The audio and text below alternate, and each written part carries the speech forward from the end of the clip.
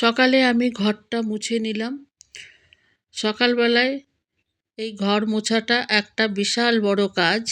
এই কাজ হয়ে গেলে মনে হয় যেন একটা মস্ত বড় কাজ শেষ হয়ে গেল।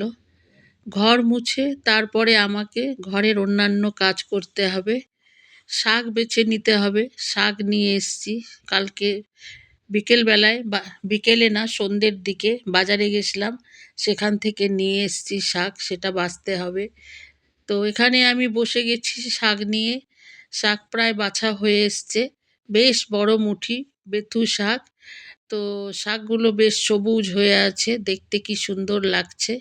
আর অনেকটা বড় মুঠি ছিল বলে শাকও অনেকটা হয়েছে। কিন্তু কি হবে, শাক রান্না করার পর তো এইটুকুনিই হয়ে যায়।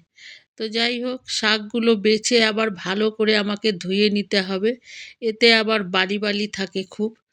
তো শাকগুলোকে বেছে নিচ্ছি, বেছে ভালো করে ধুয়ে কড়াইতে বসিয়ে দিয়েছি। শাক প্রায় আমার রান্নাও হয়ে এসছে। আর এদিকে একটা প্যান বসিয়ে দিয়েছি, আর কিছু চিংড়ি মাছে নুন হলুদ মাখিয়ে রেখেছি।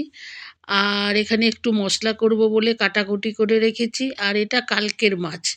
তো আমি ভাবলাম চিংড়ি মাছকে ভেজে একটু মশলা তৈরি করে তারপরে একসাথে মাছগুলোকে মিশিয়ে দেবো, কালকের মাছের সাথে আজকের চিংড়ি মাছ।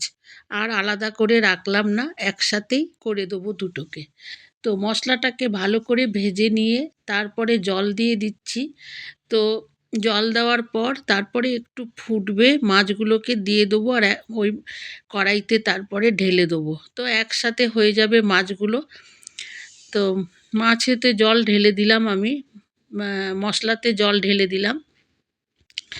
এইবারে একটু ফুটে গেলেই আমি কড়াইতে ট্রান্সফার করে দেবো। তো যাই হোক, এখন কড়াই বসিয়ে দিলাম। এইবারে আমি একসাথে মিশিয়ে দিচ্ছি।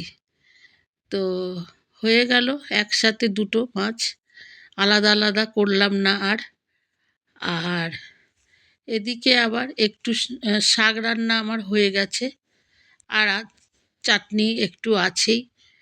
তো আজকের দুপুরের রান্নাবাড়ি আমার এতই, শাক, মাছের ঝোল আর একটু চাটনি। তো রান্না প্রায় কমপ্লিটই হয়ে গেছে।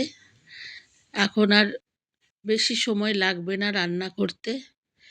তো দুপুরের এই রান্না কমপ্লিট হয়ে যাওয়ার পর অনেকটা শান্তি পাওয়া যায় রান্নাবাড়ি হয়ে গেলে পরে। তো যাই হোক, আজকের মতন এখানেই শেষ করছি। সবাই ভালো থেকো। টাটা।